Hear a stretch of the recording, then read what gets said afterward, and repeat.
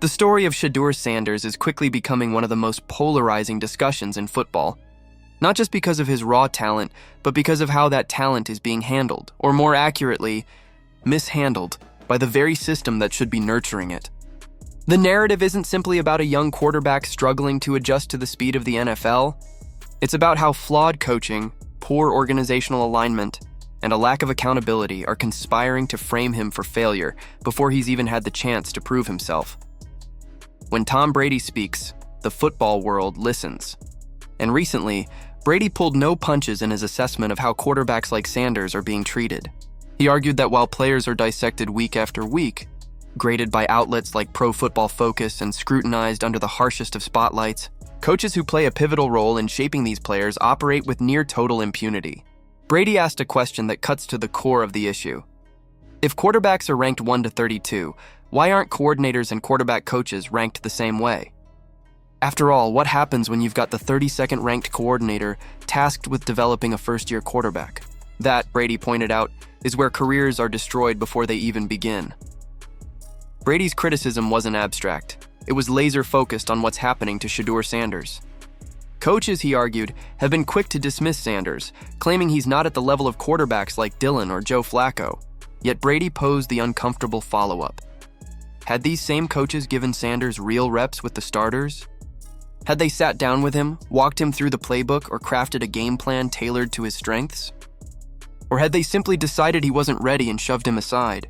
To Brady, the answer was obvious, and it exposed a double standard that too often defines the NFL. His point gained even more weight when paired with the sharp critiques of Stephen A. Smith. Known for his fiery takes, Stephen A. didn't hesitate to declare that Sanders was being set up to fail. His reasoning was straightforward yet devastating. Sanders had not taken a single first-team rep all preseason. 11 practices came and went, and Sanders was running with the third unit buried on the depth chart. Then, without warning, he was told he'd be starting in a preseason game. No chemistry with the first-team offense. No rhythm with the receivers. No chance to adjust to the speed of a defense stacked with starters. And now suddenly he was supposed to deliver? According to Stephen A., that wasn't coaching, it was sabotage. Louis Riddick, the former NFL safety-turned-analyst, added another dimension to the debate. He agreed that Sanders would eventually get his shot, but warned that the odds were stacked against him from the beginning. Riddick emphasized that quarterback development isn't just about talent, it's about reps. The NFL is a game of timing, of precision, of relationships built through repetition. And without first-team snaps, Sanders was essentially being asked to pass an exam he hadn't been allowed to study for. Riddick's frustration was palpable, especially as he highlighted how lower-round picks only survive in the league if someone within the organization fights for them. Who, he asked pointedly, was fighting for Sanders? That question took an even darker turn when Jimmy Haslam, the team's owner, admitted that he had no involvement in Sanders' signing.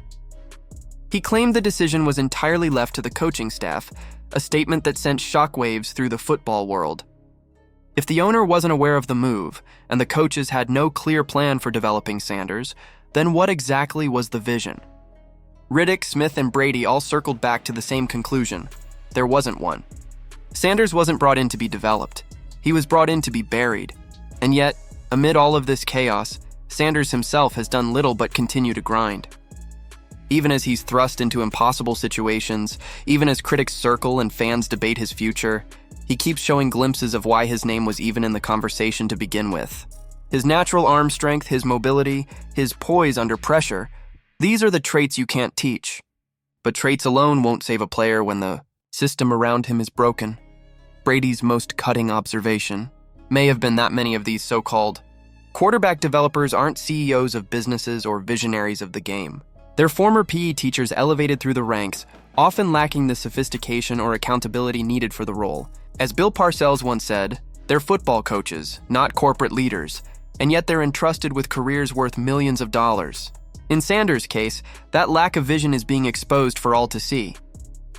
Stephen A. made the situation even clearer when he called out Haslam directly, suggesting that the owner's comments weren't just casual. They were part of a deliberate strategy to ensure Sanders never had a real chance. "You were not going to let it happen," Stephen A. thundered, accusing the organization of working actively against Sanders from the start. If true, this wasn't just negligence, it was sabotage. A power play designed to keep control firmly in the hands of those who never wanted Sanders in the building. And here lies the heart of the story. The problem isn't Shadur Sanders. The problem is a system that sets up young quarterbacks to fail while pretending to give them opportunities. It's a system where a player can be criticized for poor chemistry with starters he never practiced with, where coaches can shrug off responsibility for failing to develop talent, and where executives can distance themselves from decisions that shape the future of their franchise. Sanders' case is simply the latest and perhaps most glaring example. The bigger question is whether anything will change. Will organizations ever be forced to hold coaches as accountable as players? Will quarterbacks like Sanders ever be given the resources and patience required to succeed? Or will the league continue to churn through young talent, discarding them before they ever truly had a chance? For fans, the frustration is clear. They see the potential. They see the flashes of brilliance, and they see the roadblocks being thrown in his way. It's hard not to wonder what Sanders might look like in a system with coaches committed to his growth, with reps designed to highlight his strengths, and with an organization that believes in him from the top down. Until then, the story of Shadur Sanders will remain a cautionary tale, not of a player who couldn't cut it, but of a system that never really let him try. As Brady, Stephen A., and Riddick all pointed out in their own ways, talent alone is not enough. Opportunity, support, and vision are just as crucial, and right now Sanders has been denied all three. So the conversation shifts back to us, the fans, the analysts, the people who care about the future of the game.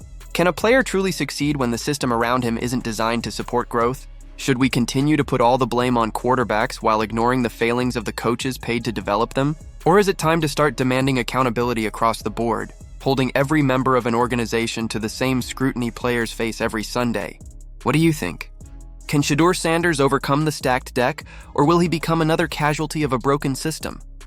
Should coaches be held more accountable for failing to prepare players, or does the responsibility fall solely on the athlete to rise above it all? Share your thoughts in the comments below, and don't forget to like, subscribe, and hit the notification bell so you never miss the next chapter in this unfolding story.